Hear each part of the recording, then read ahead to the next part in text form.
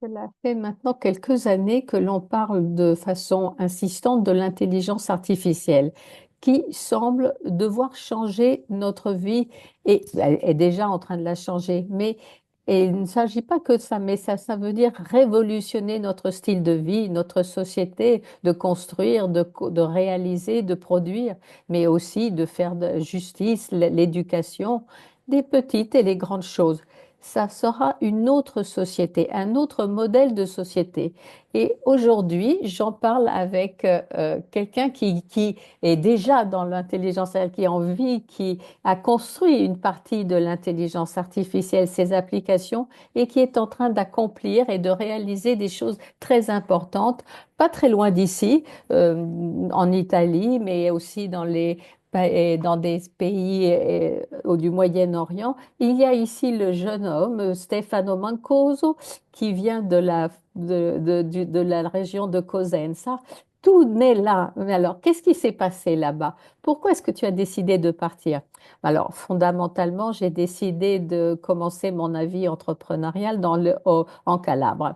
Donc, j'étais dans les télécommunications et en 2005, ce qui était déjà une des innovations technologiques étaient les premières télécommunications VoIP qui étaient plus par câble.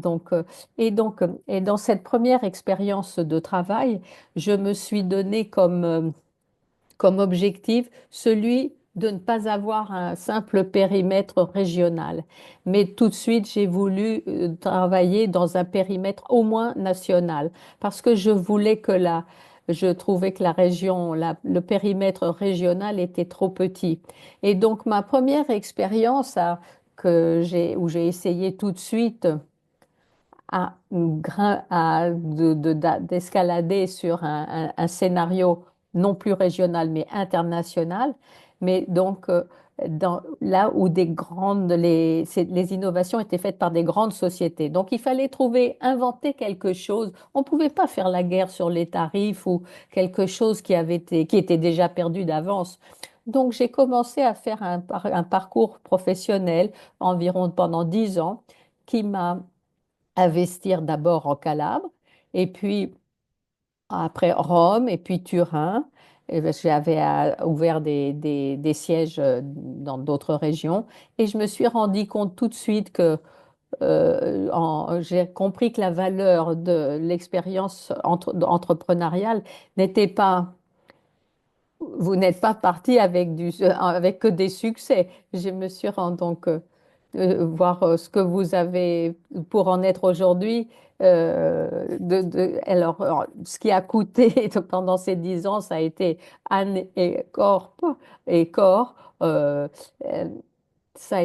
mais ça a été du point de vue entrepreneurial, euh, c'était pas forcément très heureux parce qu'il a fallu qu'au bout de 10 ans où je me résignais à une situation qui était devenue très difficile pour des tas de problèmes, ou alors celle de faire le choix de commencer une activité non plus comme entrepreneur, mais comme manager, grâce à une opportunité qui m'a été présentée en 2015, mais en ayant fait trésor de mes 10 ans d'expérience et les compétences acquises, mais surtout dans mes relations. Donc, en n'ayant pas un périmètre trop étroit, j'avais commencé à travailler dans un scénario donc national. Ça m'a amené à avoir des contacts et des relations avec des personnes qui s'occupaient de technologie et qui le faisaient d'une façon aussi dans des façons différentes en dehors de télécommunications ou dans le digital. Donc cette expérience entrepreneuriale négative, si on veut, du point de vue, elle a porté à entreprendre un parcours où je ne vous cache pas que pendant la première partie, ça a été quelque chose de digéré parce que j'étais pendant 10 ans entrepreneur et là, je me suis retrouvée à devoir fermer ma société et entreprendre un nouveau parcours en tant que manager, mais ça veut dire en tant que salarié. Donc, c'était un scénario que ça m'a amené au début être un petit peu sceptique et un petit peu de me regarder intérieurement par rapport dans ce nouveau scénario. Donc là commence cette nouvelle société qui devient une société à 2,5 milliards. Oui, alors là, c'est la 2,5 milliards, c'est la fin du parcours, mais pourtant, mais tu es arrivé à ce point. Oui, on est arrivé à construire quelque chose, un cadre qui est aujourd'hui est à la base du contrat qu'on a fait avec un client dans les pays arabes, les Émirats arabes, qui nous permet, ce qu'il y a de la chose de très beau dans ce parcours, ce n'est pas un produit déjà fait qui a été acheté. Il a été acheté le partenariat qui a été conclu pour que notre technologie, celle qui a été développée jusqu'à aujourd'hui, c'est celle que nous mettrons à disposition pour des applications de ville cognitive, l'intelligence artificielle dans un cadre gouvernatif. Gouverna- mais donc, au début, en face à des géants que la société, vous avez défié. Ça n'a pas été facile. Ils avaient des ressources infinies. Ah oui, ce furent 10 années de dur travail, mais surtout de peu de hauts et beaucoup de bas. Donc, dans un scénario comme celui-ci, quand vos compétiteurs s'appellent Google ou Microsoft ou Facebook, et que tu n'as pas t'as pas leurs milliards à disposition, il faut trouver les ressources ailleurs. Et notre grand avantage a été celui de construire une équipe de personnes très déterminées, très compétentes et surtout qui ont toujours su mettre le cœur devant ça, parce que quand tu n'as pas les milliards, il faut trouver les ressources ailleurs. Donc, c'est une nouvelle architecture d'intelligence artificielle, c'est ça dont on parle. Alors, est-ce qu'on peut expliquer à notre public? Oui, alors en synthèse, aujourd'hui, on entend parler d'intelligence artificielle, on entend parler d'une puissance computationnelle importante qui permet de faire tourner ces modèles d'intelligence artificielle. Donc ces gros coûts deviennent qu'il faut créer beaucoup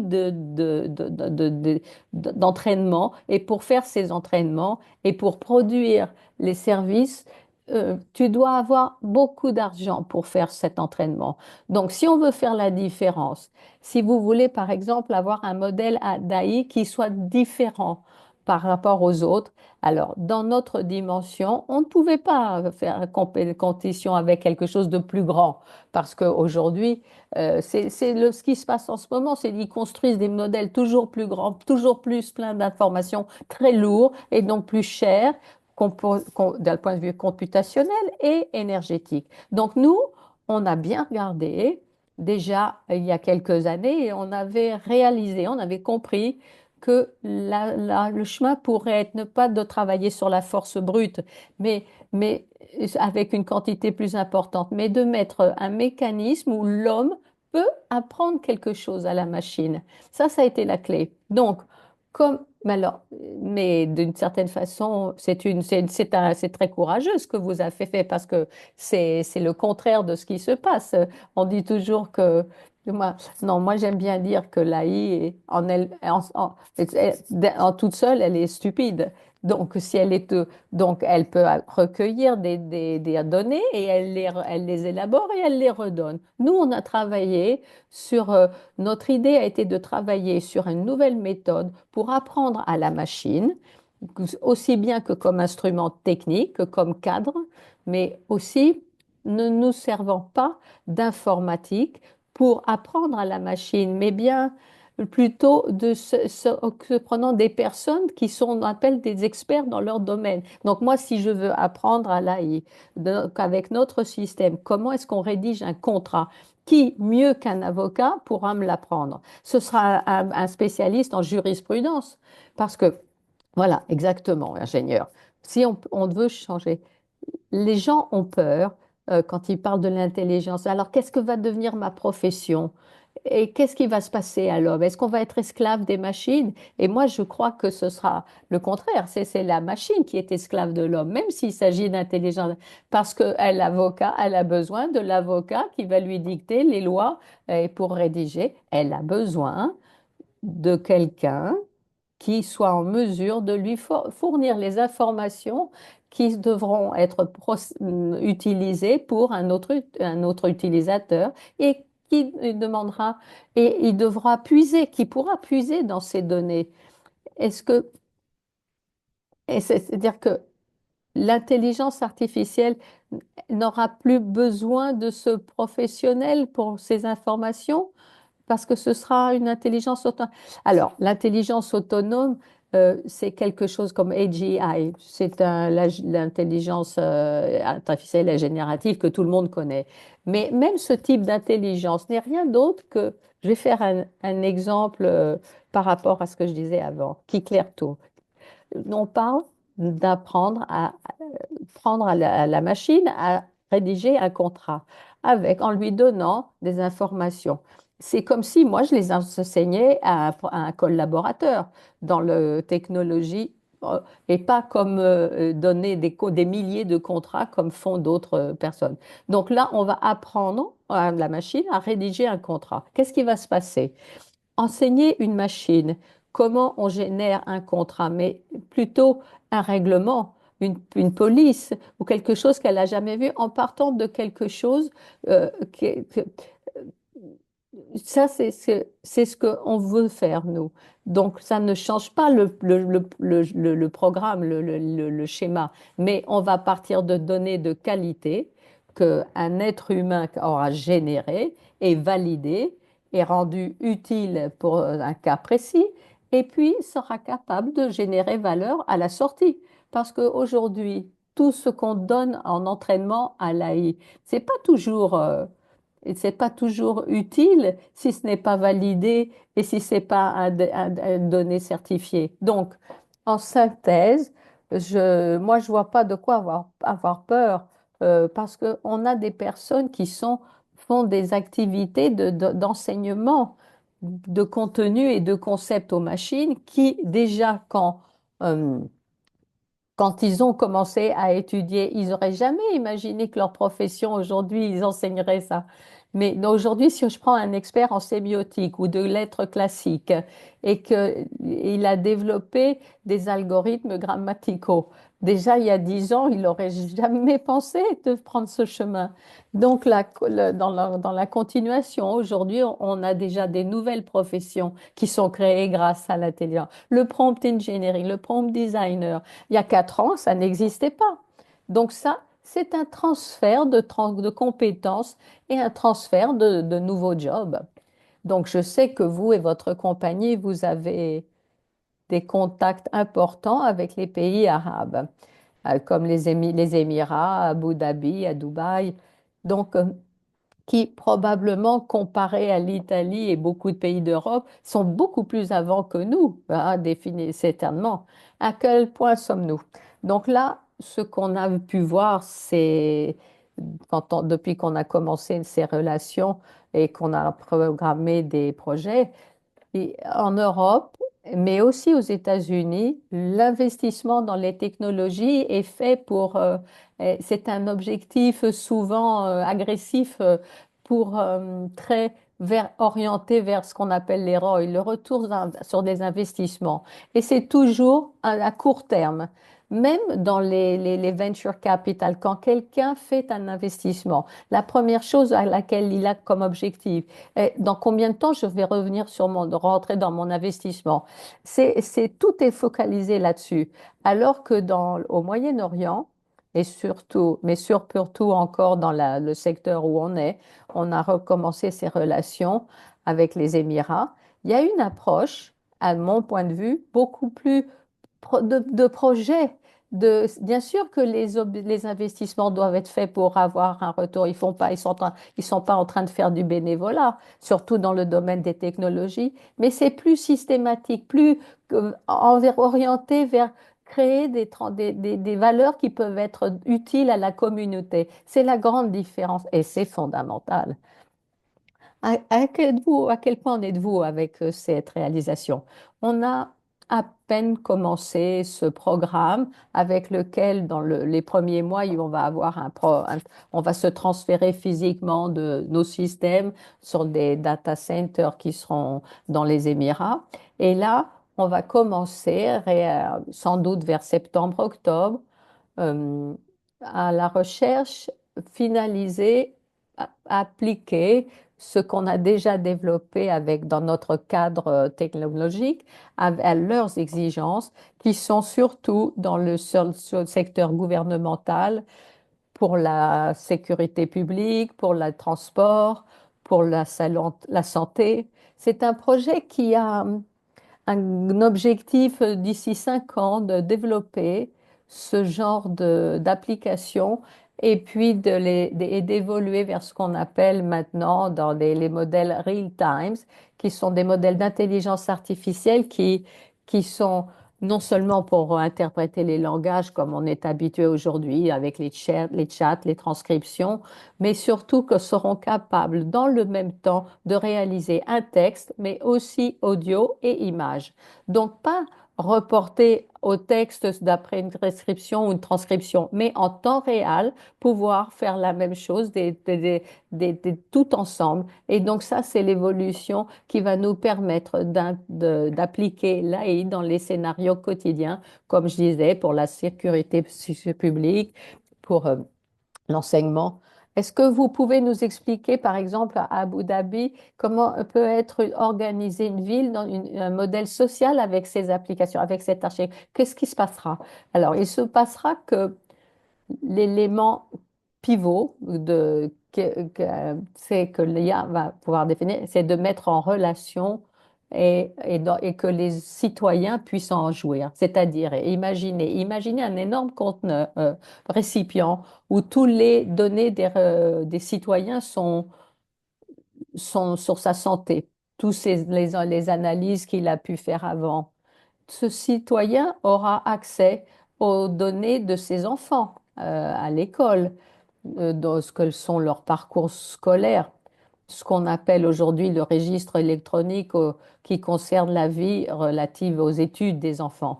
Il aura accès à tout ce qui concerne sa partie anagraphe, donc accès à tout ce qui concerne les interactions avec lui et l'administration publique. Ces données seront dans des silos d'informations séparés.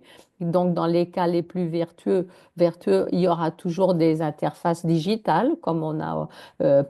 Donc, imaginez que toutes ces données vont être au niveau de chaque citoyen, vont être mises ensemble et, et le citoyen pourra à chaque instant en avoir accès et il pourra aussi créer de la valeur, créer une valeur de l'union de toutes ces données.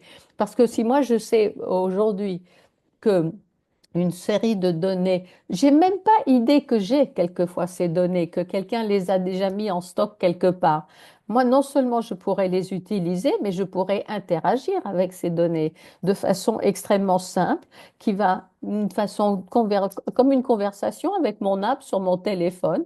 Et il y a une intelligence artificielle qui va les mettre en relation, comme exemple prévision de n'importe quoi par rapport à l'échéance d'un document. Des analyses cliniques d'un enfant ou l'approche euh, pour les études des enfants. Imaginons pour la santé, est-ce que l'école, pour le travail, pour la production, pour régler la circulation en ville, la sécurité publique, et là, on entre dans un champ, euh, le champ de la sécurité. Pourquoi on peut produire, on peut faire beaucoup, mais aussi des fake news, aussi des choses exprès, des mauvaises informations pour créer des difficultés, des problèmes, de la peur. Et donc, probablement, les États ne sont pas encore prêts à pouvoir vérifier tout ça. Oui, quand je parlais juste maintenant de real time, de modèles en real time, ce sont des si je peux, par exemple, analyser un scénario Ça pourrait être une foule, par exemple, à l'intérieur d'une manifestation.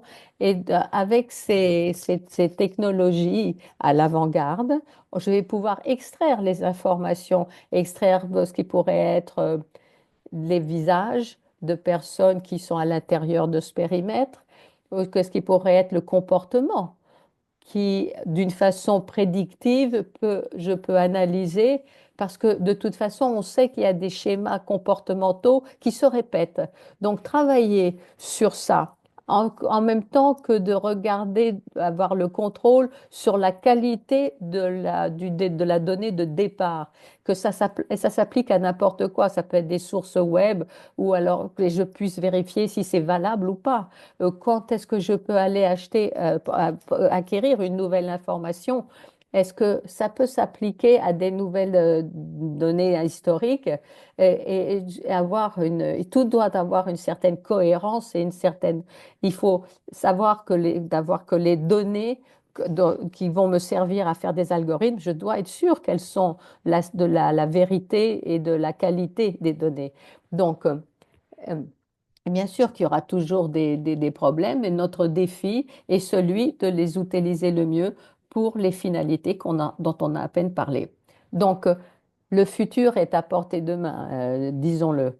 Et beaucoup de choses vont changer et je crois que la technologie, avec ses progrès si rapides, ne doit pas faire peur parce que grâce à robots, grâce à l'intelligence artificielle, aujourd'hui, on peut faire des choses que l'être humain ne voulait plus faire. Moi, quand je peux dire, par exemple, dans notre région du Silla, hein, puisque nous sommes tous les deux de là-bas, celle qui, euh, oh, pour les vaches, pour traire les vaches, maintenant où plus personne ne veut plus le faire, c'est extraordinaire. Ça a changé une tradition millénaire. Donc, de pouvoir amener les troupeaux sur les hauts plateaux grâce aux drones, grâce l'intelligence artificielle qui suit tout ça, c'était impensable avant. Donc, moi, je crois on attend un futur absolument qui va des choses pendant des siècles, on a pensé qui étaient inchangeables et qui vont changer aujourd'hui. Bien sûr, bien sûr. Moi, quand je travaille, je parle avec des jeunes gens. On a l'habitude de penser que la technologie, elle doit être elle qui doit faire quelque chose de nouveau. Mais en réalité, il y a une autre façon de faire la technologie. C'est de savoir utiliser différemment et mieux des choses anciennes qui ont été faites. Et pendant très longtemps, et c'est ce qu'on a fait avec cette technologie. Moi, j'aime prendre cet exemple. Si on pense à l'histoire, on a une des plus grandes inventions qui a changé le monde, c'est la roue. Tout le monde pense on pense que la roue a été inventée par les Sumériens, mais donc il y a 3000 ans. Mais en fait, ils ont juste utilisé une nouvelle façon de se déplacer avec la roue, parce que la même chose, 2000 ans avant, elle existait déjà pour les moulins. Donc, dans la technologie et dans notre histoire, ça a toujours été vrai. On peut faire de la technologie en apprenant d'utiliser mieux ou de façon différente ce qu'on a toujours utilisé pour autre chose. Et ça, c'est applicable dans ce scénario. Donc, vous me promettez de revenir parce qu'on a une tonne de choses à dire. Et vraiment, je remercie déjà aujourd'hui. Et je crois que c'est un peu, allez, moi je suis un peu orgueilleux entre Calabrais, je suis qu'un ingénieur calabrais hein, de la région du Silla, soit parmi les cerveaux qui sont en train d'écrire notre futur. Et ce n'est pas une banalité, une exagération que je suis en train de dire. Ce n'est pas seulement un orgueil de Calabrais, c'est vraiment un orgueil ça nous fait sentir plus en paix, plus tranquille, parce que depuis cette région, seront créées des bases qui vont servir à toute l'humanité. Et là, il y a un jeune homme qui a une opinion il a 16 ans, Raphaël, il est de Cosenza aussi, et on va écouter ce qu'il dit à propos de l'intelligence.